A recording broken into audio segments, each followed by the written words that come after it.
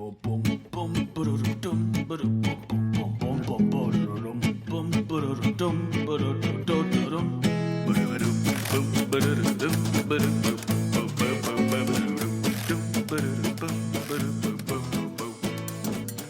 and welcome to another episode of Breaking Mayberry, a show about filling our lives with laughter and love, and getting through together and squeezing every drop of beautiful juice out of this squishy, squishy orange that we call life. Keep going. That's life. You have more. That's life in the big city, baby. Yeah. Streetcars, cigarettes, baseball games. You know, that's life. Loving and living in life. And Live, laugh, Marty love. and Dan. Yeah. With Yeah. Marty and Dan. I'm one of your hosts. I'm Marty Schneider. I'm the other host. I'm Dan Ledwig. And we're not about any of that stuff. We are a podcast about baby boomer television, primarily the Andrew Griffith Show. And today we are coming at you with a special guest in the recording studio today. Here joining us is comedian, editor, friend of everyone, bon vivant man about town, host of comedy shows like Neil Estate and, I hate this title so much, My Dinner with Ryan Neal P.T. Bardhan, available on YouTube on Sunday nights. Neil P. Bardhan. Neil, welcome to the show. Oh, thank you. Thank you for that lovely intro. You already got through the hard part, which is watching an episode of the Andy Griffith Show. Neil, have you ever seen the Andy Griffith Show before? I wondered this about myself over the past several hours. And first of all, that was more time than I'd ever dedicated before to thinking about the Andy Griffith Show. But I'm fairly certain I've never knowingly watched a full episode and paid attention. Yeah, that seems about right. It's like this weird blind spot for everybody where it's like a thing we all kind of know is happening, but no one's ever thought about it for more than 25 seconds. Except for us, who have thought about it for 3.5 years. We are trapped in a hell of our own making. Can I ask, when will you stop? That's a question I ask every single week.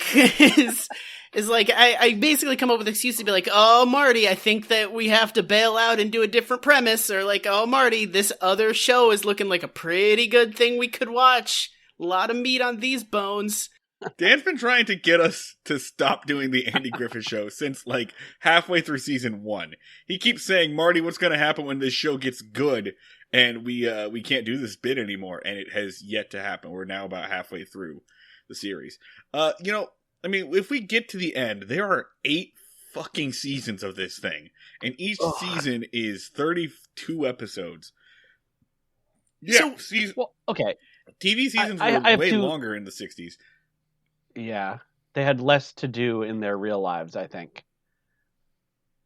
They have less to do on television. Somewhat... Okay, but you have two what? You have 2 questions? Also that. No, I have 2, I don't know what to call them, slightly unrelated thoughts. We'll brand them as right now. One is... Okay. Ooh, I've lost one already. God damn, that was upsetting. Maybe it'll come back to me. Oh no, here's what it was. One is... I swear I'm sober for this. One is, Marty, the amount of time that you and I took scheduling this recording was longer, I believe, than watching the actual episode. Yeah. That's thought 1. Yeah, okay. Scheduling is difficult, and requires a lot of back and forth. Watching an episode of TV, especially the Andy Griffith Show, requires Dramamine, I guess, and 22 minutes of your time. I think we have spent more time talking about, thinking about, and planning stuff about this show than it took to create the actual television program, the Andy Griffith Show. I think including the entire life of Ron Howard up until this point. I mean, we definitely have episodes that go longer than the writers spent thinking about the content of the episode. 100%. Mm-hmm. Neil, what's your second thought? I look forward to getting back to that with some of my notes. Okay. My second thought is, as I was reading Wikipedia about the Andy Griffith Show, and I didn't read a lot, I didn't want to spoil my dinner by taking too much time. I realized that it fits into a greater television universe. And that was disturbing, intriguing. I wondered if somebody had a flowchart for me or any kind of data visualization about the Andy Griffith universe. There is, in fact, a greater Andy Griffith extended universe. As far as I know, there's 2 spin-off shows, maybe one more that didn't last more than a season. There is Gomer Pyle USMC, where basically this television show takes their hilarious special needs character and sends him off to die in a war. Oh dear! And that ran for like 7 seasons. And then there's Mayberry RFD, which is sort of like an aftermash or like a Scrubs season 7 of this, which is just kind of like the story of Mayberry citizens after Andy Griffith stops being sheriff or whatever. Yeah. I highly, highly doubt we will do either of those because we don't want to. When we run out of this, we'll, I don't know, move on to Happy Days or some shit. Home Improvement seems to be like the top contender for what we'll do after this, but we don't know. We won't know until we get there. There is also the thing where, like, all network TV shows would just, like, intermingle their characters. Like, they would, like, they would all show up on each other's stuff. So, like, if you actually do a flowchart, you can track, like, well, apparently X-Files takes place in the same universe as All in the Family. So, like, I'm sure that, like, in terms of, like, interconnectedness of just, like, guest characters just walking through a door for a half scene, just the Andy Griffith universe is sprawling and touches a whole bunch of shit. There also is something in TV history that happens pretty much right after the Andy Griffith Show ends, and it's called the Rural Retreat, the Rural Defeat. I can't actually remember the name of it. Basically, a new head of CBS comes in and takes away all of the shows about country boys. In the 60s, it was very popular to have shows that were aimed at like a more rural audience, between this and Hee Haw and a lot of Westerns, The Rifleman. And then in the 70s, CBS especially comes in and just pulls the plug on all those. They're like, nope. We're moving to the city now. All in the Family is the hot shit. We are going into like a completely different direction. And after spending this much time with the Andy Griffith Show, good call. Yeah. The right move. Yeah. More or less. Yeah, this was a dead zone. So that's a good way to start on this particular episode. So this is Season 4, Episode 8, Opie's Ill-Gotten Gain. Originally airs November 18th, 1963. This is the last episode that airs while John F. Kennedy is still alive. You motherfucker, you beat me to that. And it is written by John Whedon, directed by Jeffrey Hayden. Neil's sort of delay on that made it sound like he was the one that killed JFK. Yeah. Just like he's the Red Baron flying off having killed JFK. You'll never get me, people of Texas. Especially not you, Jack Ruby. Oof. Now, Neil, this is kind of why we had you on. In your opinion, who killed JFK? Yeah. It's complicated, guys. I can't say for sure that I didn't do it. I mean, do I believe Oswald acted alone? No. Do any of us act alone in modern society? Absolutely not. So, we all killed JFK. In a way, societal pressures killed JFK. Oh. Well, here's solve your that one sentence summary. Nailed it. And here is your one sentence summary. In summation, killing JFK is a land of contrasts.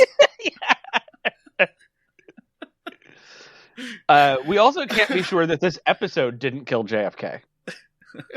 This episode's gonna kill MRS. That's me. You know what I'm gonna say? I would though. If he showed up, yeah, I'd do it. Fucking, we still talking Kennedy here? Oh yeah. I don't Not for a particular reason. Just fuck him. Don't like his hair. Here's your one sentence summary from Wikipedia. Andy rewards Opie with a new bicycle for his perfect grades, which then turn out to be a grading mistake. So yeah, that is that is the summary of this. Before we get into this, Neil, did you like this episode? No, I did not. I can say unequivocally, I did not enjoy this 22 minutes of television, and I look forward to discussing why with you all. Okay, cool. Because sometimes we have a guest on and they're like, I actually rather enjoyed this program. Be like, oh no. Well, we don't get to take sledgehammers to it anymore.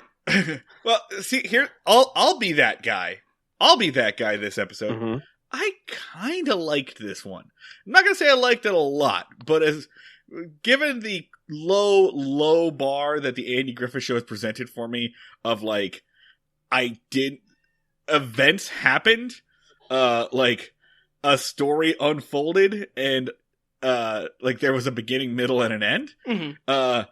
It met that criteria, and I thought some parts were kind of sweet and kind of cute, but, I'm gonna maybe even too cute or cutesy, and I'm gonna circle back on that in a minute. But I watched this entire episode just with like therapist fees, just like tallying up in my head, just like watching like, oop, nope, that's another trauma happening to Opie. Oh, there's another one. Ooh, oh man, this is going on a couple of years. So it opens up with Taylor House, the kitchen. Opie is sitting at the breakfast table trying to do his math homework. Poorly, I should say. And Barney arrives, and Barney keeps interrupting him and making it so he can't concentrate, and keeps telling him about the importance of doing arithmetic, because everybody in every line of work does arithmetic sometimes, and it's important to learn your arithmetic, so you keep doing it. And Opie at some point just goes, I'm trying! But even before Barney does it, he's doing it wrong.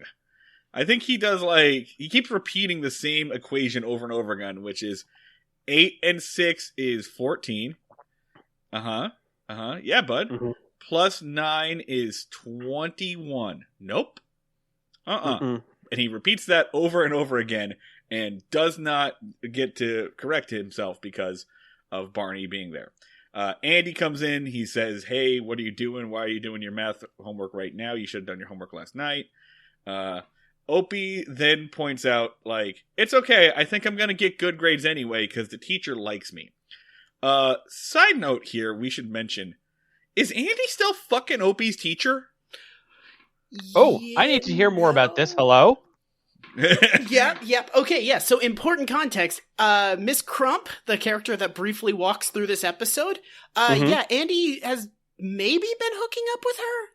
That's Andy's girlfriend for this season, as far as I can tell. But in this episode, they're extremely formal. It's kind of like they haven't even met. He doesn't even call her by her first name. Maybe that's their thing, though.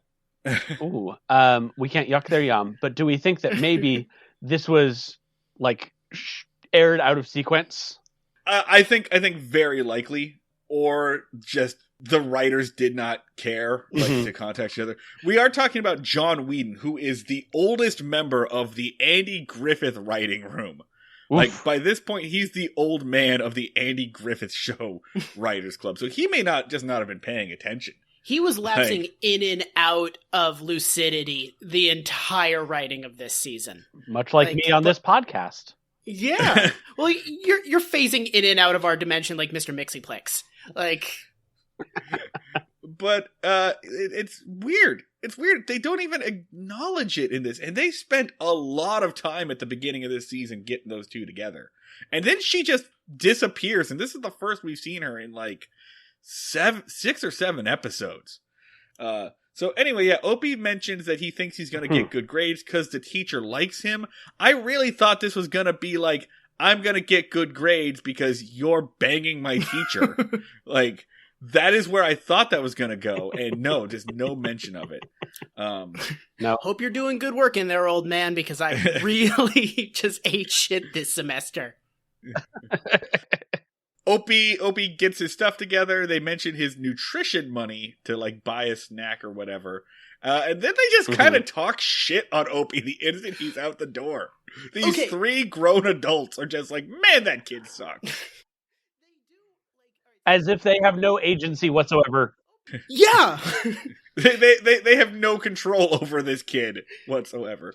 These three adults they're that not are the three adults raising him. Yeah. Exactly. Yeah, he's like, oh, that boy would forget his head if it wasn't screwed on, and then they start calling, basically being like, oh, and he gets a snack in the morning? Like, and on top of this, he's weak! Like, yeah! It was so weird. This scene and the next scene are all about Barney talking about how the whole country's going soft, and kids these days are too soft, and they get snacks and nutrition money, and they don't have to have corporal punishment like clapping erasers. And may I remind you, it's 1963. It is 1963, and we're on this kick of kids being too soft these days. Shut up. Yeah, I couldn't tell if this was like some things never change, or this is where all this bullshit started. Welcome to the show, Neil. Clapping erasers is such a weird example, because I thought he was going to be like, they'll like beat us or some shit, because I figured clapping erasers, I thought they were doing until like the 90s, because it's clapping erasers. I'm confused. Until we stopped having erasers. Like, yeah, like I thought it was going to be like they'll make us like hold up buckets of water or all that military school bullshit. But like they latch on to the fact that he's getting like a mid-afternoon snack, which one sounds wonderful. I wish that they kept that going for us. I would have loved a mid-morning snack all throughout school, and currently now I wish that was part of a general program in life. I'm really confused on it. Like, when they say nutrition money, I guess they must have said nutrition money instead of lunch money, right? So he had his lunch money and he has his snack money. Mm-hmm. So I mean, it's not like he's getting extra stuff. They're paying for all of it. Yeah. Right? So, well, this is the American way. Complain about things that people get quote unquote for free. But really, we're all paying it into the system. I mean, yeah, in this case, directly. So dumb. Yeah, like, he says, like, you gotta reward and bribe kids to get straight A's, which is some fucking foreshadowing. Yeah. And Barney then tells a very long, very elaborate, nonsensical lie about how his dad would have beaten him if he hadn't gotten straight A's, but Andy points out he didn't get straight A's, and that's because one time he did, and it alienated him from all the other kids. Right. And as a result, he had to force himself to not get straight A's, which is hard because his IQ is so high, which he's cursed by. Which was... Neil, what you got? I heard that sigh. That sigh is... this part of this seems like a bit of a trope of like elaborate lie, but part of this also just goes on too long. That's my note for a lot of these bits. Yeah, like, we're digging really deep. Some writer had way too much fun with this at the expense of anything else happening in here. It's one of those bits, and the Andy Griffith Show does it a lot, where it's like they just start digging a hole and they assume that if they go long enough, they'll hit gold. Like, if we just have him do this fucking monologue for long enough, eventually this will become funny. I really thought it was going to end in one of those, like, forward emails that you get from your conservative uncle. That's about, like, the teacher who taught why socialism is bad by taking all of the A's and equally distributing them to the kids that didn't do any of the work. Whoa. I thought that's where this was fucking going. This whole episode? That's what you thought it would be? No, at least that's where I thought Barney's story was going. I thought it was... because he keeps talking about IQ throughout the entire thing, and I was like waited with bated breath for him to start getting to some eugenics shit. Nah. Like, I was like, he's gonna start talking about skull shapes in like 5 seconds. When was the last time you measured Opie's skull? Yeah. I feel like this was the IQ bit was thrown in as either something that was like really trendy at that time, or as showing that like how simple he is, because like he's saying this kid's probably a genius based on what? The promise of one report card? Like, there's very little for him to go on. and it really makes you question everything that he knows about the world. Yeah. It's one report card of straight A's, and he's like, take him to a specialist and maybe take him to Harvard. Like, get very amped about it. All right. So, then we get into a weirder section of the episode. Like, it just goes. All right. So Andy says, for some reason, that's very democratic of you. Which, what the fuck are you talking about? And then Barney gets mad and says, how I vote is my business, brother. And says, once I go into that voting booth, that is between me and my conscience.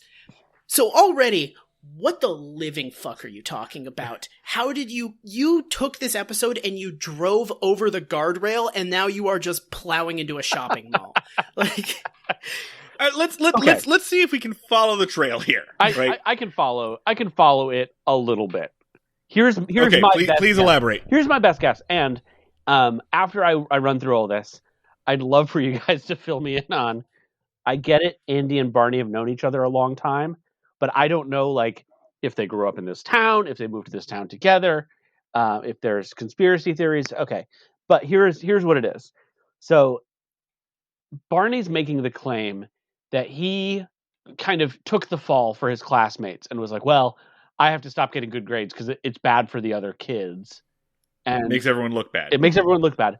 And Andy says, kind of like sarcastically, I see it as like, well, congratulations for you, like doing something for the good of the people. But because Barney isn't actually that bright, he says that he thinks that it's about that Andy's making it about politics. And then then we hit the gas on this. Because the note I wrote to myself was, I don't believe for a second that Andy and Barney don't really know how the other voted. Yeah. I have a lot of premise concerns about some claims made in this episode. So to answer your question, you asked for you sort of mentioned you don't know what the backstory is or all the context. Don't worry about that because everything we know about this show only makes it dumber. It never makes anything make more sense. Right. It only adds extra layers of frustration. Wonderful. It's really kind of like a Simpsons thing where just the continuity shifts for the purpose of the episode. The first episode of the Andy Griffith Show says that Barney and Andy are cousins, which is how they explain Barney still having a fucking job. But that never gets mentioned ever again. It never gets brought up again, so they may have dropped that idea. Yeah. But for the most part, yes, these two have grown up together in Mayberry. They basically share a birthday. They are the same age. They went to the same high school. Back when they used to mention the war, Andy fought overseas. Barney stayed here. He was stationed in Staten Island, so he was stationed domestically, which explains a lot of his inferiority complex. But now the war never gets mentioned ever again, so who fucking knows? So, but that is their, I guess, backstory. It doesn't matter. Yeah. Got it. Yeah, for a while we thought that because they talked about the war sometimes, Barney had PTSD, and that's why he was so jittery and weird. But no, he was on Staten Island working as a librarian. Which is not to say that librarians can't get PTSD. That is true. I feel like, thank you, Neil. You just saved me from getting some people on my ass. That would have, I feel like someone would have come out of the woodwork on that. You never know. All librarians are capable of getting PTSD for a number of valid reasons. All right, pal. I'm sure someone is going to explain to me in the near future. Keep going. You're definitely doing yourself favors here. Please don't DM me a picture of my house from the outside or anything like that. Oh, they'll know how to find the records on it too. Yeah. You don't want to piss off the librarians. They have receipts and access to information. I think the next scene is Opie's outside and he's running into the house to talk to Aunt B, and he's super hype about something. Andy's coming home, and Opie and Aunt B, they pretend, basically, they're like, oh, well, we got something to show you. It's report card day. Uh-huh. No, are they acting like he got a bad grade? They're just kind of acting like it's report card day and they don't know what's going to happen. I think they were trying to do like a thing of like Opie's pretending like he got a shitty grade to make it a surprise to Andy, and everyone's acting is just shitty. I think that's what. Yeah, because they mentioned, like, I made you think that my grades are bad. And I was like, is that what you were going for, little Ron Howard? Did you? Because you whiffed it really hard on selling that. So Andy opens up the report card. He's like, oh, I bet you got some bad grades. Like, Andy being father of the year, before he even opens it, he's just like, well, let's see this shit. Let's see how bad you fucked up. And then is shocked when he's like, okay, what we got here? Effort, A. Arithmetic, A. What the fuck? So, Opie gets all A's, and everyone's just like, well, what? Holy shit. What are we gonna do? And I'll be honest, they overreact to this. I get that they were not expecting this, but wow. You fucking think? Yeah. I mean, the entire episode is based on that notion. Yeah, this is the masterclass of parenting that he is putting on, of like, so point A, I expect very little of you intellectually. Mm-hmm. I am surprised that you have performed well in school, and now I'm going to establish in extremely clear terms with this giant flashing billboard, my love for you is tied to your intellect. That's right. That's right. Opie, I just want to show you this. Your value to me has increased by 20 whole points. Wow, look at that. I'm not going to explicitly look in your eyes and say I love you more, but if you read behind the lines, it's there. You'll see it. We're now less worried about having to take care of you as an adult. Which, hang on a second. Hold up. Andy, you are a grown-ass man who has his great aunt living with him. Mm-hmm. You are a grown man who had to bus in the woman who raised you from out of town. All right? You should expect to have to take care of Ron Howard in his later years. Yeah. Yeah. You should expect him to be here forever, because you're doing that shit too. So they're still fucking talking about it at the dinner table. Andy is just like crowing on and on and on. Barney rolls in and immediately just goes like, IQ test. This kid's gonna go to Harvard. He's still looking. He's poring over this report card. Yeah, he's literally holding it, right? Yeah, he's staring at it, reading it over and over again like it's his tax return. Yeah. So it becomes like it's already very one note, and it is, I think, basically 8 out of 10 of Andy Griffith's lines for the remainder of the episode. Mm-hmm. And all the other ones are just like, oh, hello. And then everything else is just report card. A's, report cards. This is why I love you, son. Report card, report card. After a certain point, Opie's got to be like, okay, Dad, you don't need to act that surprised, right? Like, after a little bit, your surprise is actually insulting. Yeah. I'm so surprised. I'm so very, very surprised. Really didn't see this coming out of you based off of your entire life. And the fact that I apparently never know what you're doing, even though you can barely leave the house. And so I'm surprised to see you doing your homework at the breakfast table. Like, do you guys have a relationship at all? No, not He's really. He's a child. He can do like 4 things, and all of them are like in the immediate vicinity of Andy. God. He doesn't have a car. He doesn't have money. He should know what he's doing, like, at all times. Not as, like, a helicopter parent, but just proximity. Just be connected to your child at all. Right? A question I've written several times in several ways in my notes is, what is the message of this episode? Oh, man. Like, they're getting at something, but honestly, it's so muddled, it's infuriating. And that's surprising because the script is about 4 pages. It feels like, I think what they're going for is like, we are pointing out what an asshole Andy is. I think the episode ends with Andy going, well, I'm an asshole. But he's just he's not like, I've learned a lesson and I'm going to explain to you what I shouldn't have been doing. He's just like, well, yeah, that was less than ideal. Let's go home. He kind of does that. He does, like, slightly apologize to his son at the very, very end. But apologizes for all the wrong shit, I would say. Yeah. Yeah. Like, he just kind of goes like, well, I love you. And then that's it. Yeah, basically the story of this is, your father probably loves you even if he doesn't want to interact with you in any way, shape, or form. Yeah. Like, he basically says, like, well, you get an A for effort in my book. All right, let's go home. Let's get the fuck out of here. I'm tired of this. Let's go. So the next day at school, Miss Crump calls Opie up in front of everyone. Yeah. Right? And says in a not very quiet voice, hey, I fucked up on some of these report cards. In a rather unexplained manner. Yeah. Like, no details, no further questions, just know I screwed up on some of these, including yours. Let me just turn that A into an F. All right, bye, kid. Have a seat. And I won't talk to any of the other children about it either.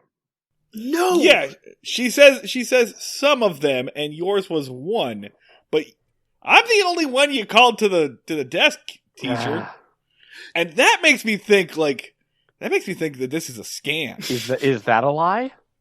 Like, that makes me think that this is Miss Crump doing some shit so that she can, I don't know, spend more time with Andy or something. I don't know. Trying to drive a wedge between this child and his father, maybe. Andy never called her back. This is her ice cold revenge.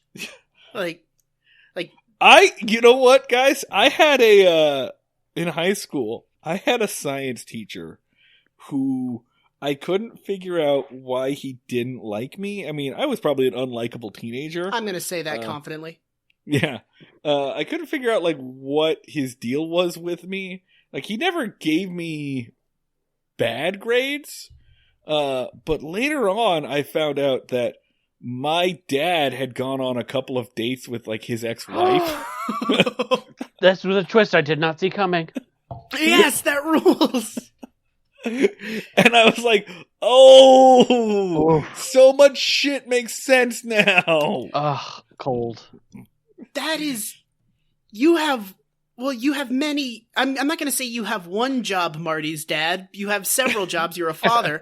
But that's one of that's like the easiest one is don't really date anybody related to your child's teachers. Just stay away from all of that.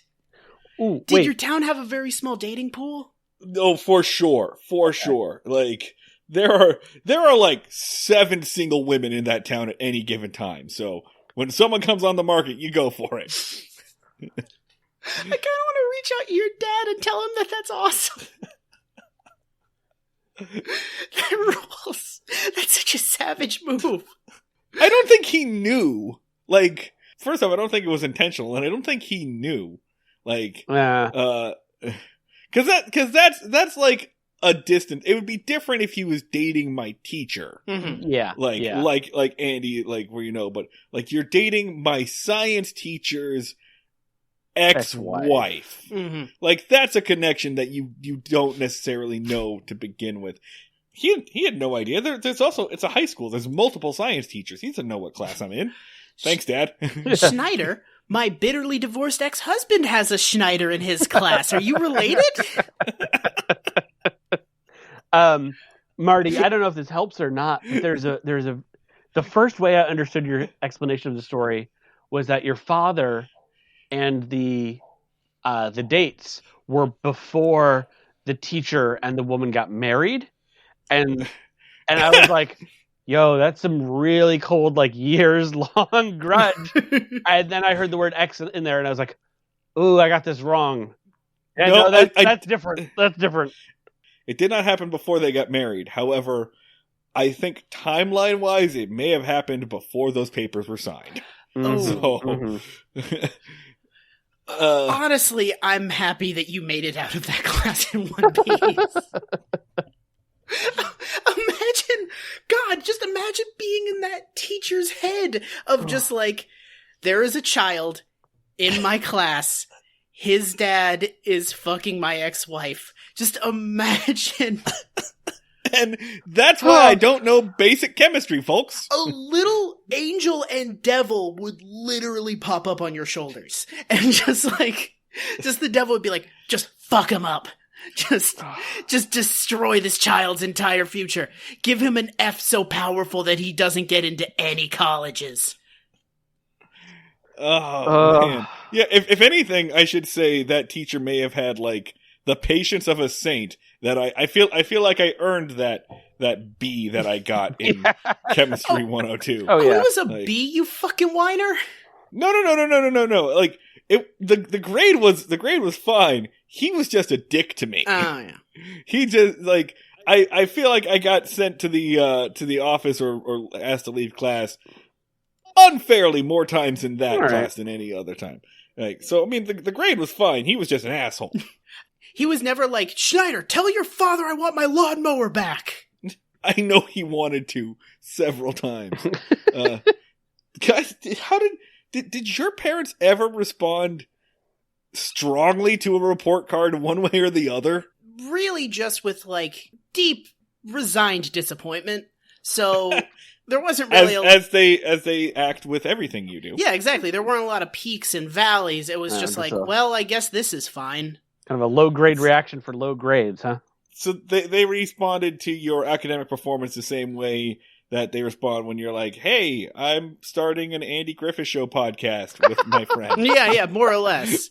Just that same kind of like, all right. Okay. I don't get it. I try to work our podcast into casual conversation. They're like, this is fine.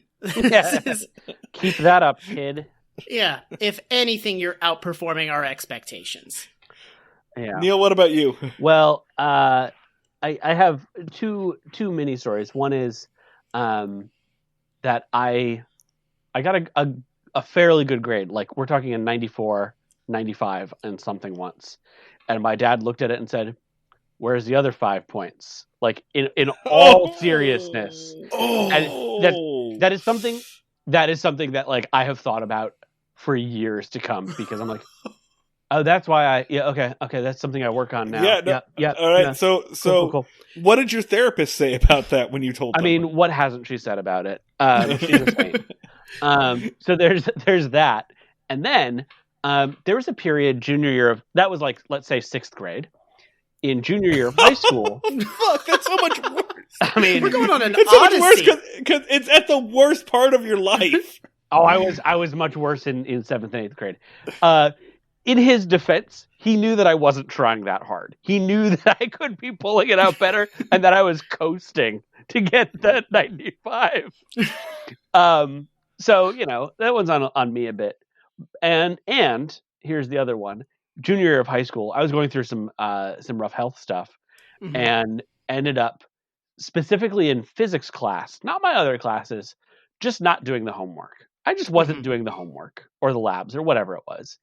And so consistently, we had like mid-marking period progress reports. I would get a 65 that I was like about to fail because I just wasn't turning stuff in. And the teacher was just like, Neil, you gotta just do those. Just turn something in, dude. And every time my mom's like, why aren't you doing this? And I'm like, because I don't feel like it. And she's like, that's not a reason to not do your work. And I was like, feels like it is, though. And she's like, this is where you're wrong.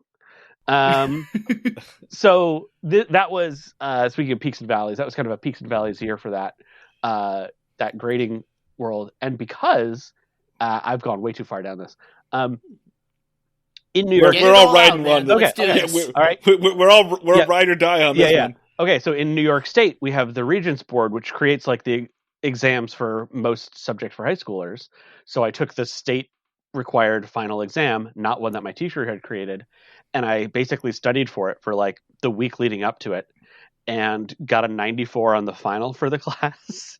And that teacher was so pissed at me when she saw that grade and like read it to me, because she was like, you could have been doing well in this class all year, and you have made your parents so peeved, and you've really ticked me off, and you just haven't given a shit.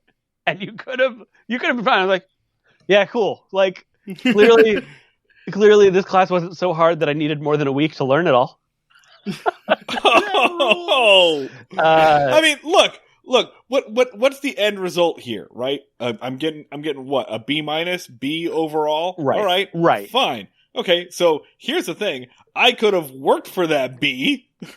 I could have worked hard and gotten an A, or I could have gotten the same grade as that guy over there who really worked his ass off for this. Yeah. I feel like all I've done is maximize my efficiency here. Like, that's basically how I felt. And my parents and I disagreed on that. And I think my mom still holds some resentment towards me. But in the end, I think truly, especially knowing now where my like adult life has gone, I got out of physics what I needed to get out of physics. This is true. We're cool, physics. Yeah. Physics is over there. It has its part of reality. You're over here. You have your part of reality. And you guys just kind of have like a tete-a-tete. When we pass each other on the street, we nod to each other. We're polite. But we carry on with our lives. And when you pass each other on the street, it is, you're in motion. And as objects in motion, you tend to stay in motion. Which is a thing you would have known, Neil, if you paid any goddamn attention in physics. Oh, I learned that day 2 of studying for the final. You're right. I want to circle back to just the first one, just because. I just made a fucking Newton's Law joke. We gonna go ahead and acknowledge that? No, okay, no. Thank you. No, yeah, sorry. We'll do like the polite golf. Thank you. Club. All right. Okay. Fucking thank you. All right. Well done. Dan, you were saying? I just want to do the first one. Where's the other 5 points? That is devastating. I think in partly because that's really well written. Like, oh yeah, no, he nailed that. He your dad walked away and was like, fucking that was off the cuff. Crushed that. Self 5. Yeah. Snippy and incisive. As you went up to your room to cry, he was doing like a fist pump, yeah, nailed it. You gotta write that down. If Twitter had existed at the time, your dad would have tweeted that shit and gotten so canceled. Bean dad, Your dad would have been a bean dad. Yeah. Oh my god. Where the hell are we? Okay, so we're 3 scenes in. We're 3 scenes in. There is so much more childhood trauma for us to latch onto. We're more than halfway through my notes, though. We're on the first page of Dan's notes. Oh, God. I'm glad you didn't share those with me previously. Oh, wait, hang on. No, never mind. These are notes for 2 different episodes. Okay. Yeah. Are we at the bicycle scene? Because I have another premise question. Yes. I have another premise question, and I'm not going to apologize because I find this universe very infuriating, as we've discussed. Does Opie know how to ride a bicycle, do we think? Yes, for sure. How do we know that to be the case? We have seen Opie ride his bike around town before. Where's that bicycle now, Marty? Yeah, where's Opie's bicycle now? I mean, just because you have a thing doesn't mean you can't get a new thing. Or counterpoint, last batch of grades that Opie got, bunch of C's and D's, and he took that thing, threw it into a river, said, "You'll get this back when you earn my love again." Feel like we would have seen that referenced in this episode at some point if that shenanigan had happened. Opie would be like, guess I have a surprise for you. You fished my bike out of the river, Dad? Better.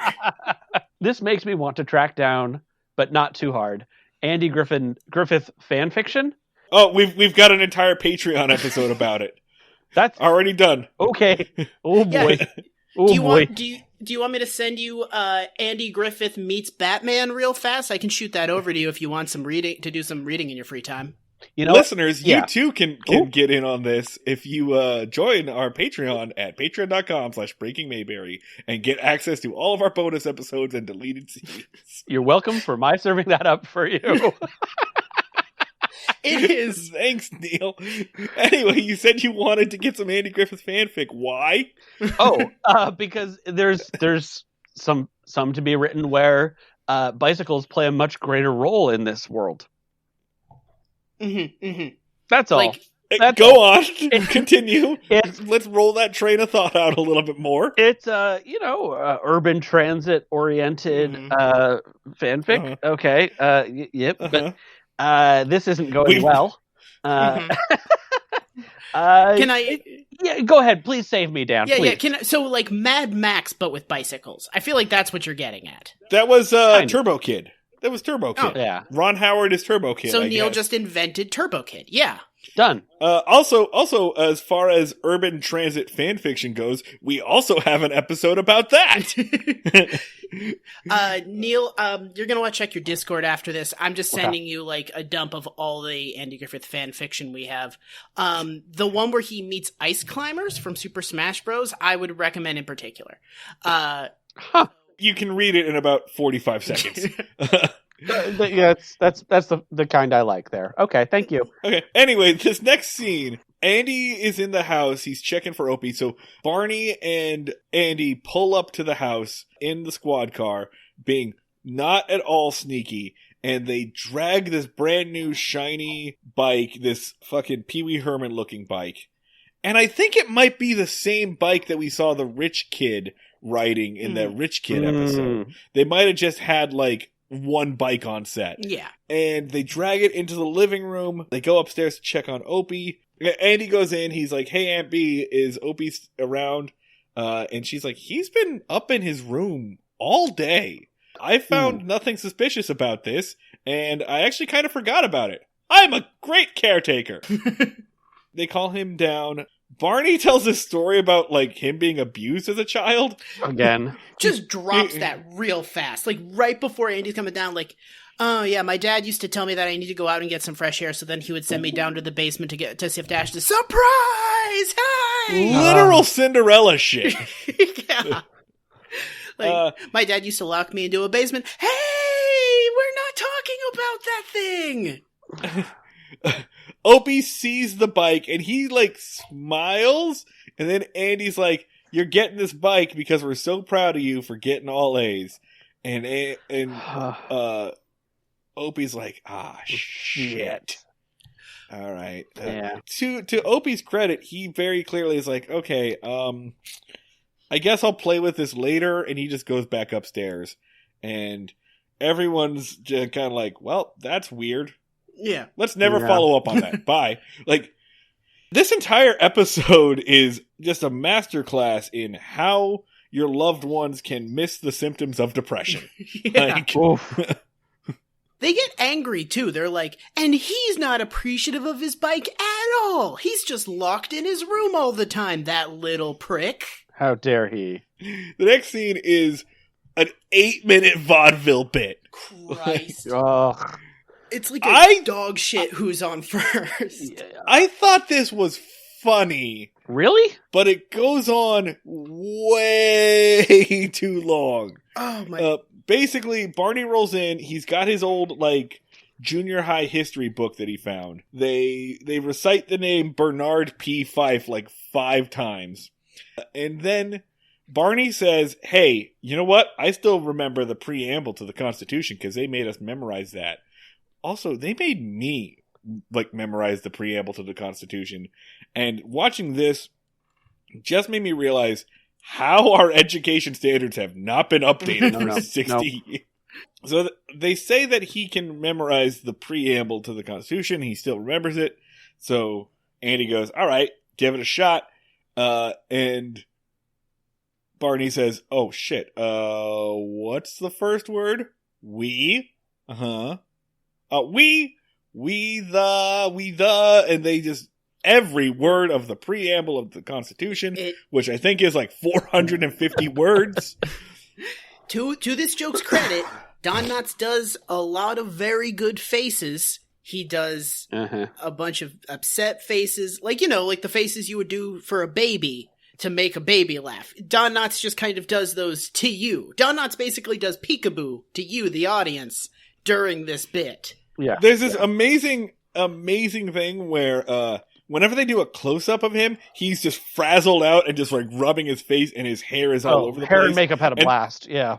And then they'll cut back to the wide shot, and his hair is gelled down and normal again. There is a script supervisor that should have been shot in the face for that. Oh my God. Like, that was one of the most egregious continuity fuck-ups I've ever seen on a screen. But yeah, so Neil, you hated this bit too. I hated this. You know what this is? This is lazy script writing. Yeah. This is lazy script writing and lazy directing, because I'm like, and maybe I thought I got spoiled by 90s sitcoms, but I'm like, we could move this along. We could do any number of interesting things, and we're dragging this out to show how dumb Barney is, which, like, the entire preamble. They do this for the entirety preamble of the Constitution, and I don't think it gets better as it goes along, and I don't think it has a payoff in the way that they want it to.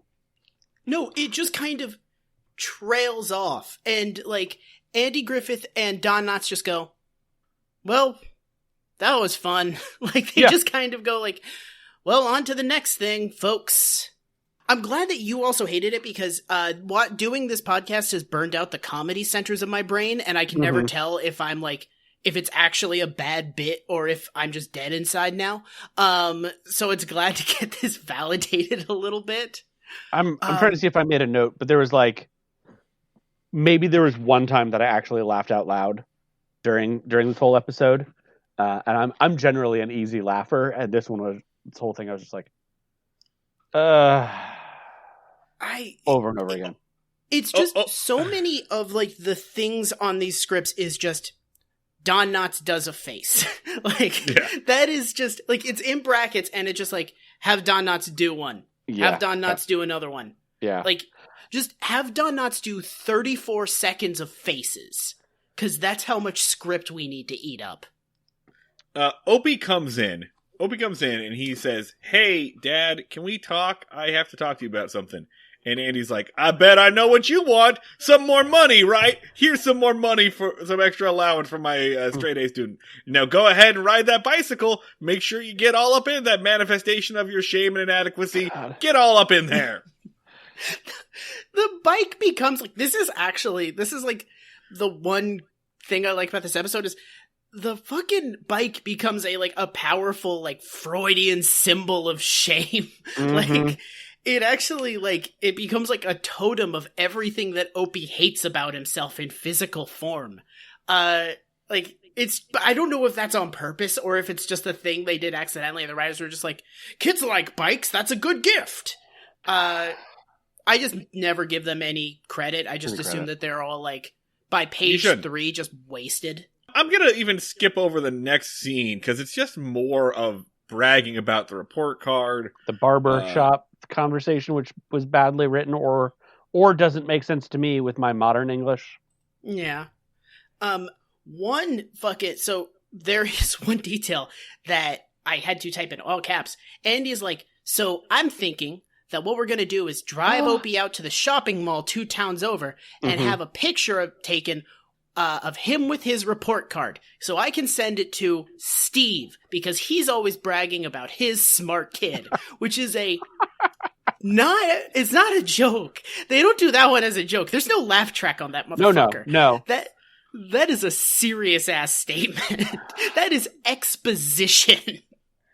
The most deranged thing I've heard a fucking character say in months. By the way, Dan, you mentioned that there is no laugh track at that part. There's no laugh track in this episode. Yes, there is when I watched it. Oh, they may have re-added it, because so I'm checking the ultra reliable Mayberry wiki, because they've talked about the missing laugh track. They say it kind of disappears on the DVD version. There is no laugh track to this episode, and several other season 4 episodes. Paramount is unsure why and is investigating this. And I got a feeling some intern at Paramount is responding to these emails from the Andy Griffith Wikipedia people, just being like, yeah, we'll get right on that. How do you know it's not a detective? No, they have their best man on it. Yeah. Yeah, I watched a YouTube, like, I paid for the YouTube SD version, and I noticed that it had a laugh track partway through, because I was like, okay, this audience is going to laugh at things that I won't laugh at. Good to know. Yeah. And I just kept up for the entire episode of, well, they found that funny? Nice for them. Well, those dead people seem to be having a good time, so... So many times I've thought, I wish I could laugh at this.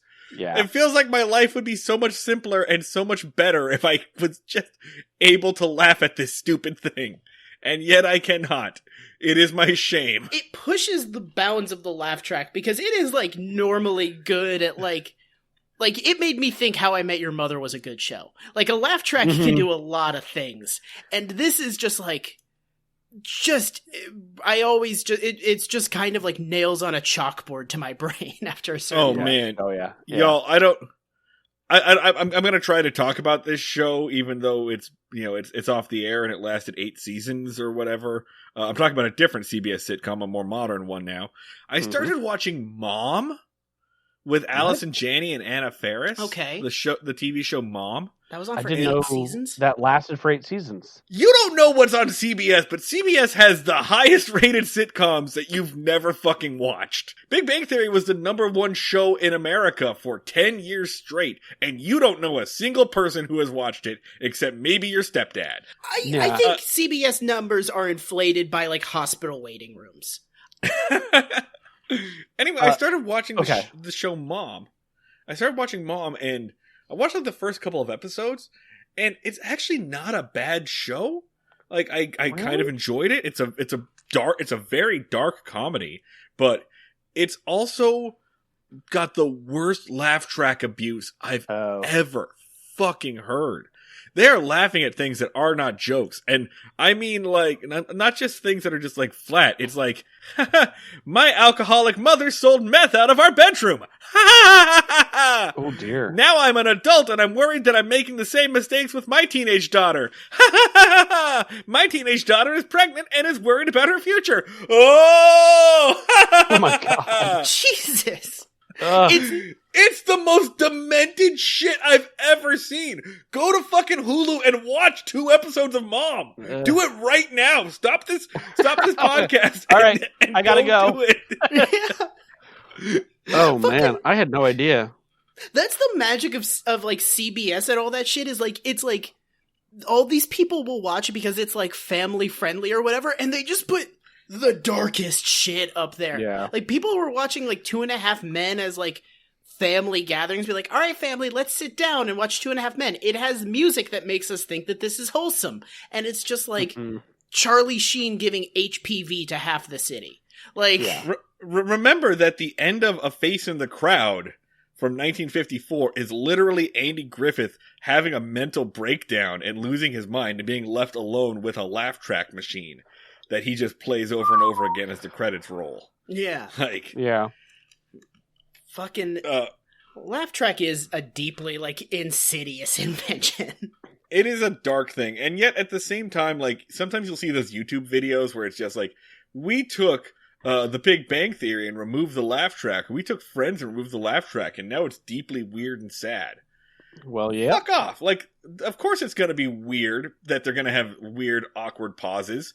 They were trained to pause for the laugh track when they were filming. Yeah. Like, of course there's gonna be gaps when you... Shut up, YouTube. Alright, so anyway, yeah, they're gonna get a fucking picture of this guy. Yeah, I got him. Fucking nailed YouTube. Oh. Anyway. Drop the banner. The next scene, right, Miss Crump comes into the jail for what reason? Question mark reason? Why is she there? Yeah, well, she says, I'm here to talk about Opie, and then Andy's like, oh yeah, it's about the grades, and she's like, oh no, you didn't know about the grades. So, you're right. Yeah, so what the fuck was she there about? She's there about bad script writing. That's what she's there about. Yeah. He's a bad script writer, just like everybody responsible for the production of this episode. Miss Crump, why are you here? Well, the writer just kind of put me here. So, I don't know. If the episode remembered that they were dating, it would make perfect sense for her to be there. Then she's just going to her boyfriend's work. But the episode doesn't acknowledge that at all. So... I think they're 1960s dating, 1960s rural dating, which is like, you go on one date, then 9 months later, you like make eye contact, and then another 6 months later, you share an egg cream, and then you're married. Yeah. Like, that's my best estimation from having watched this show of how courtship works. I mean, I have gone on many dates that ended in awkward eye contact 6 months later. Like, I understand that. The more things change, the more things stay the same. Like, one time I went into an office. Well, the space that we all share, that we are all part of, and members of. Yes, that office. And somebody was there. So someone was there who I had not even bad dates. Like, I had just gone on 2 dates with 5 years ago. They were fine. We made out a little bit, and then like as soon as I saw her there, I was like, "Cool, I can never be here again. Goodbye forever." Oh no! Oh, that actually. So Neil, fun thing. My first week at our shared office, I quietly noted to Marty that there was a person at the office that I had gone on a bad date with in college. And I was like, oh man, that's kind of weird. I went on a bad date with her in college. And then at one point, Marty, while we were hanging out with a group of people, be like, hey, isn't that the girl that you went on a bad date with in college? No, First Marty. week, my introduction to this community. Be like, I hope all these people think I'm cool. And then Marty just throws a piano on me like it's a fucking Looney Tune. I'm a good friend. I had a related thought. This is years ago now. I walked into, we'll say, a performance venue, an intimate performance venue where I knew people on stage, I knew people off stage, and I noticed that somebody who I was like a very high match with on OkCupid was in the front row, and that somebody else from OkCupid like interactions was like nearby as well. And we're talking, the seating area is probably the size of this bedroom that I'm in. And I had the thought that has never left my mind. Imagine a room full of people that you've met through OkCupid. It happens, right? I don't have to imagine. I have been there. And the worst thing is, like, especially if you didn't actually go on a date or whatever, it was just like you were chatting on OkCupid and then you just kind of dropped off or whatever, because that happens. Yeah. You're like, do I acknowledge this? Should I acknowledge that we're here? That has also happened to me, where I've like run into someone, be like, not like, but like, we went on an OkCupid date, but like, oh, we talked for like 4 messages and then one of us got bored.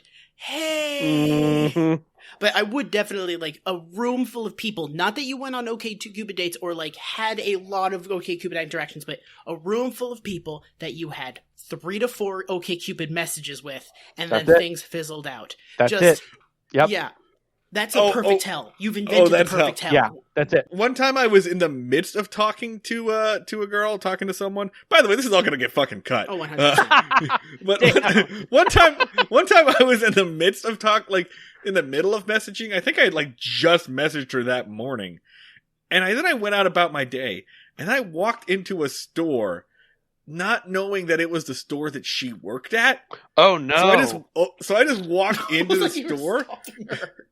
And then she's there behind the counter, and we both go, "Oh, hi." And I'm like, I look like a psychopath. Real problem was, like, she was there right as I opened the door. So then what the fuck do? I can't turn around and be like, I guess I don't need this store anymore. So then I guess I didn't need to come in here to buy milk or whatever. I'll get milk somewhere else for the rest of my life. Bye.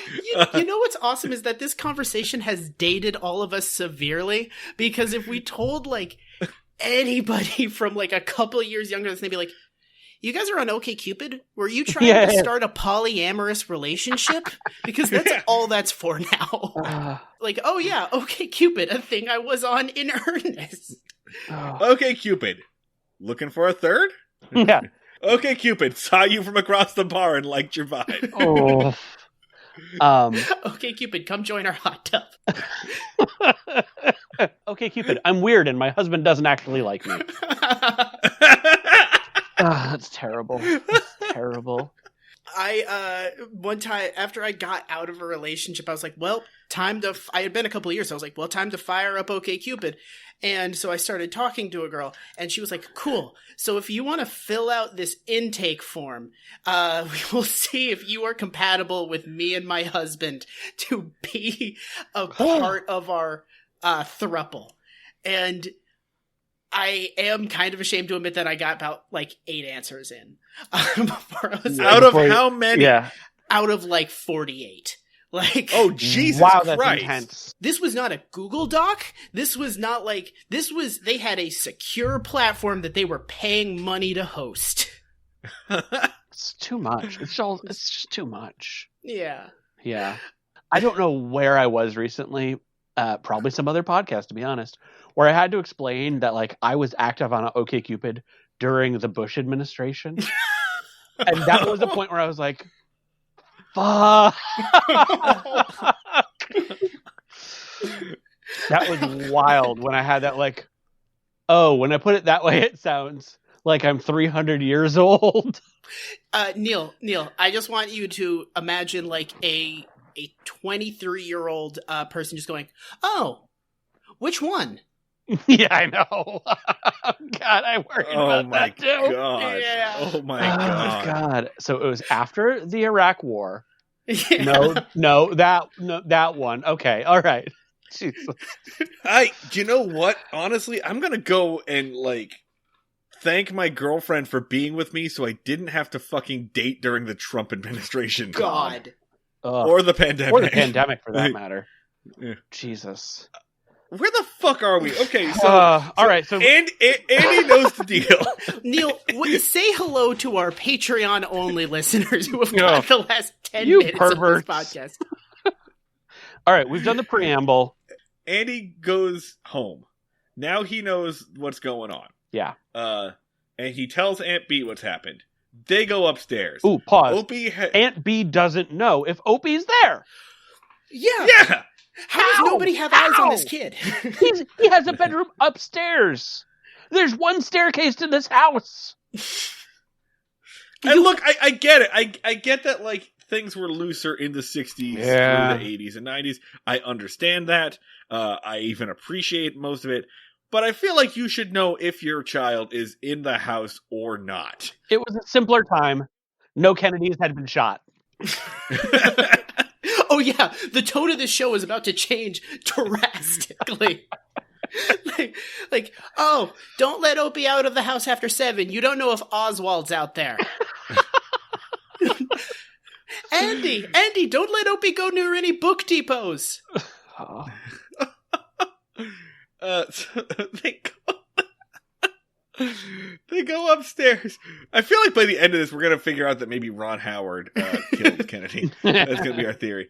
They go upstairs. They found that Opie has very politely cleaned his room and run away from home.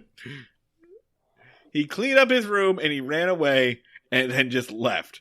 It's kind of great because Opie is gone. There was a note on the bed and Andy's like, oh shit, he ran away. And Aunt B's like, oh, he cleaned his room. She does not have good priorities in this moment. Guardians of the Year, as usual. Yeah. Outside, Andy's driving around. He finds Opie walking down the road. And this is where, we get to the heart of the episode, right? Andy pulls off to the side and is like, hey, what's going on? And Opie is basically fucking Prince Zuko.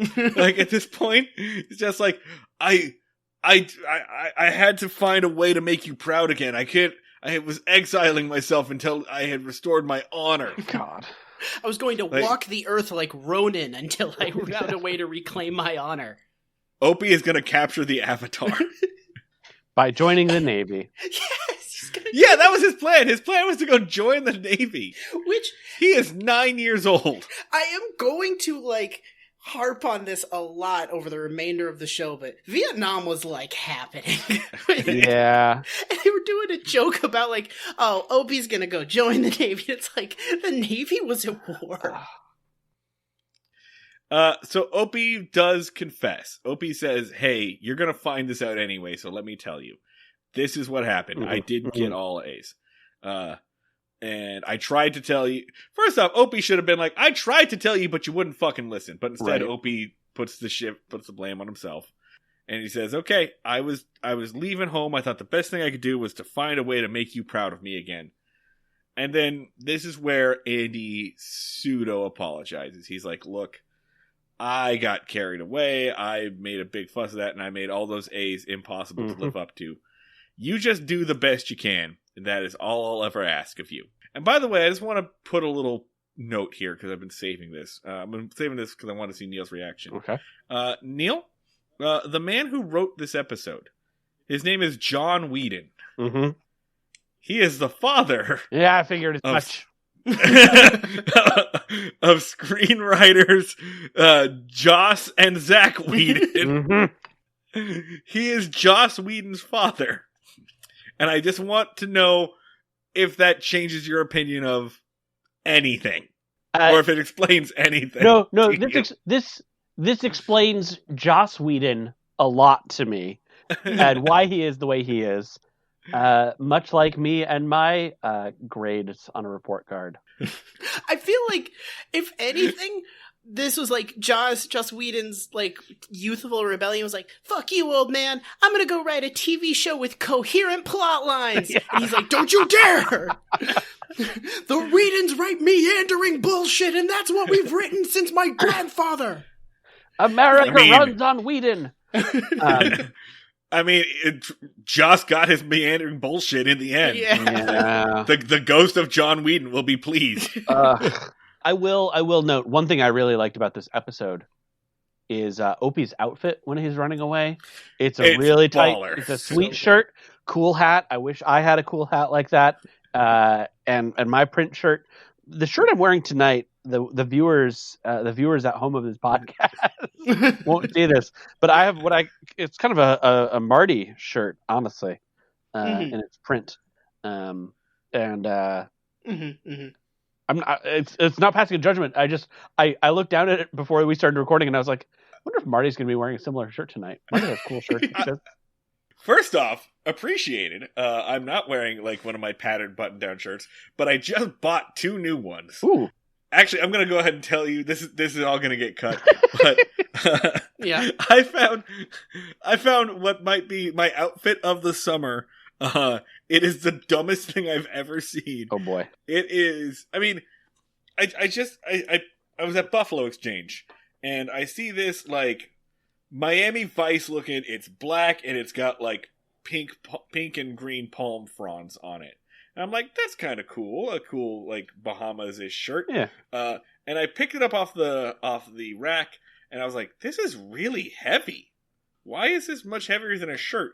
And I unbuttoned it, and I found out that there is a matching pair of shorts with the same pattern. Oh, I love that it. Comes I with love it for you. I can't wait to see this. Yeah, that's magnificent. Yeah. So I now have my outfit for the entire summer. It is the best part is that the company that makes it is called Chillin' Dillon. Oh my god, it's pretty good. You know how Chris Gethard's buddy has Vacation Jason? It's Chillin' Dillon, his cousin. Oh my god, yeah. Oh. So anyway, yeah, dope shirt, Opie. Yeah. The stinger of the episode is that Opie got a B+, and everyone was proud of him. And he does this another agonizing bit where Opie's like, so when you got grades, did you get to ride your bike if your grades were good or if your grades are bad? And it's like a realistic portrayal of a thing a child would say, in that it's stupid gibbering nonsense. Mm-hmm. It's just it's a very realistic portrayal of things a child would say, in that I don't want to fucking hear it. It's like you took a joke and you put it into like a salad shooter and it's just blasted out like out of order. Like, it doesn't make any sense in terms of anything. It's just a kid asking for a thing, but it's presented like a hilarious 3-part joke. Or like he's trying to be very clever, and I don't think he is. Yeah, there's a read of it where it's like, oh, he's getting at something. Maybe not. But like the screenwriters aren't clever enough to do it right. And everybody ends up looking foolish and feeling disappointed, including the viewers in 2021. Yeah, it's like there's no like rhyme or poetry to it. There's no like conceit or like internal like there's nothing in it. It's just like the shell of a joke, but nothing happens in it. There's a bunch of points that are just insert humor here that they just forgot to do. So I'm just gonna go ahead. Let's go ahead and do some fucking ratings for this episode. This is already going on too long. Neil, the way that we rate things on this show is we do 2 ratings. The Andy meter, which is how much did you enjoy this episode of television, this 22 minutes you had to sit through. The Barney meter, which is, I think what we figured out is to define it is how much damage did this do to society as a whole? How much weird shit did this implement? So let's go ahead and start with Andy meter. Neil, scale of 1 to 10. Oh, thank you. 10 being the highest. Andy meter, how much did I enjoy this episode of television? I'm going to give it a 3. Okay. That's actually reasonably high, depending on what we've discussed. Look, I made my way through it. I am glad that I have seen an episode of this program now, and it makes me curious about the show, but not want to watch another episode. Yeah. Well, fortunately, you've got an entire podcast about it, so... Yeah, It's a 3, which I think is like, it brought me no joy whatsoever, but I didn't want to like carve my eyes out or anything. Yeah, that's true. Yeah. It didn't cause me any pain. Yeah. So I will also be. I liked it slightly more than the rest of you, so I'm going to give it a 4. Yeah. Okay. All right. All right. So Neil, I want to, for the Barney meter, I want to give you like, just paint a picture. Is like, kids watched the Andy Griffith Show and then they saw stuff on this and were like, this is good and normal. I learned a moral from this. And then they became baby boomers and destroyed the country. So like... Objection! Leading the witness! just imagine just think of it in terms of the lesson being put into the brain of a little baby boomer. Yeah. I'm going to go with an 8. Nice.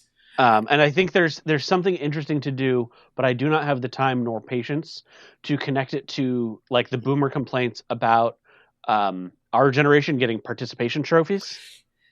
That's in there. They they definitely plant the seeds. Yeah. It's that your parents should love you no matter what, even if you're not good at school.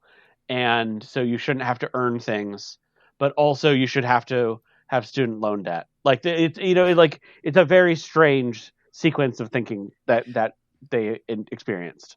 There is an explicit scene where like Don Knotts looks into the camera and goes, "Giving children money to help with their education is bad." And how dare they be healthy? Yeah, like nutrition for students? Fuck that. Yeah. They should have to dig coal for that. Don Knotts looks in the camera and goes, "Corporal punishment? Thumbs up." And Andy's like, "I'm neutral." There is definitely some like participation tropey kids these days, like grumbling that's germinating already in a Don Knotts monologue. For sure. Yeah. For sure. Yeah. I feel like I have to give us a 7, mostly for what this must have done to the psyches of young Ron Howard and young Joss Whedon, who then went to impart their bullshit on the world. So that is actually a thing. I can't tell if like Ron Howard was acting his face off or if this was actually hurting him. No, Ron Howard 100% believes that Mayberry is real. Yeah. I didn't think that Ron Howard believed that Mayberry was real until he made that fucking hillbilly elegy movie. Yeah. Like he 100% buys that shit. I've mentioned it on the show before, but I'm going to talk about it again because it pisses me off so much.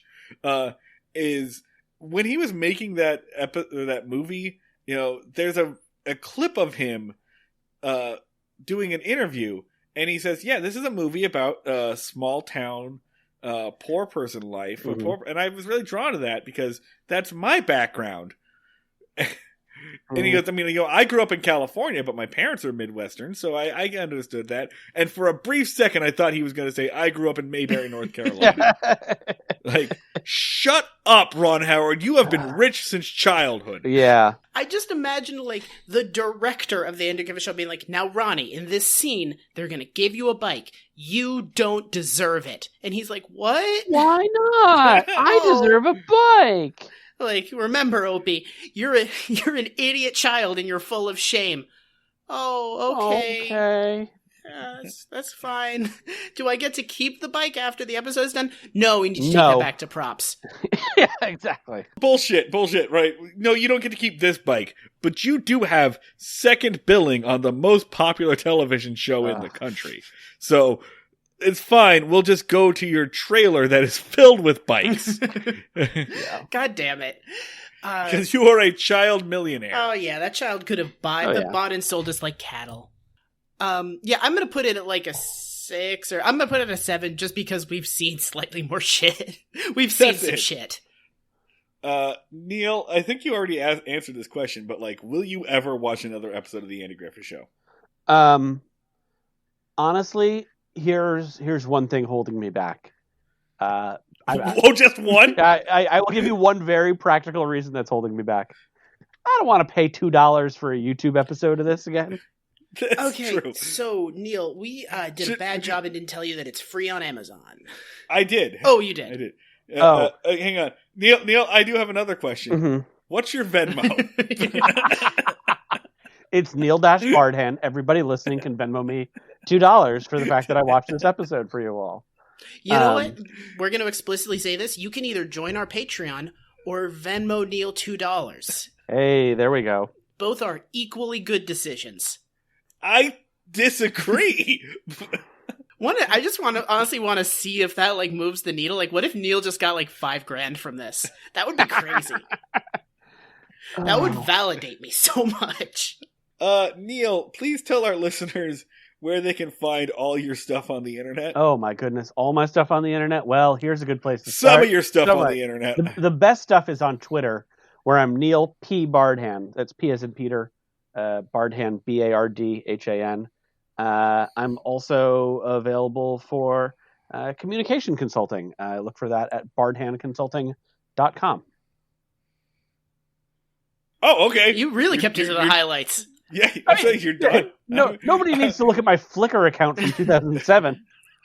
Well, I mean, what's your OkCupid account? That is deactivated because I've been happily married for some time. Yeah, Marty. What about tell us about some comedy shows? Yes, comedy stuff coming up. So, one thing that I do semi-regularly is I perform with the N Crowd, which is one of Philly's oldest improv groups. We do short-form shows every other Friday night on Twitch. And then I'm also the host of Neil Estate, which is a comedy show about real estate listings. And that is too much fun. And then the last thing that I do is a virtual dinner party show with my friend Ryan T. Barlow. We call that My Dinner Party with the Two of Us, or whatever we call it. And that's available through Frigid New York and their streaming platforms. There'll be probably links to all this in the notes. If Marty remembers to do that. As always, where to find us on the internet. I am on Twitter at SchneidRemarks. That's SCHNEID Remarks. I'm at the Luds, 2Ds. On Twitter, we are at Break Mayberry. Facebook.com/Breaking Mayberry. Instagram we'll use someday, Breaking Mayberry. And if you want to give us assistance with your money dollars and you don't feel like Venmoing Neil $2, you could always... Actually, there's a better idea. Join our Patreon, and I promise we'll give Neil some money. If for a limited time, any Patreon donations, $2 of that will go to Neil. Now, this is a limited time offer. And if you join our Patreon anytime after the next month, we will take $2 away from Neil. So you'll request it over and over again. Yes. For every Patreon member that joins. Yes. So this is actually urgent. Neil's financial stability lays in the balance of your hands right now, Patreon subscribers. Okay, so there it is. Patreon.com/Breaking Mayberry. Or we will crush Neil financially.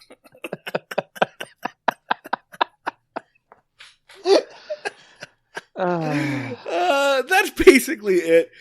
Neil, thanks for coming on. Thank you for having me and introducing me to this bananas world that I had no clue what I was in for, and boy, did I not laugh at all. Thank you. Boy, does that sum it up. That's what we can promise to our entire audience. Everyone, thanks for listening. Until next time, we will see you all down at the fishing hole.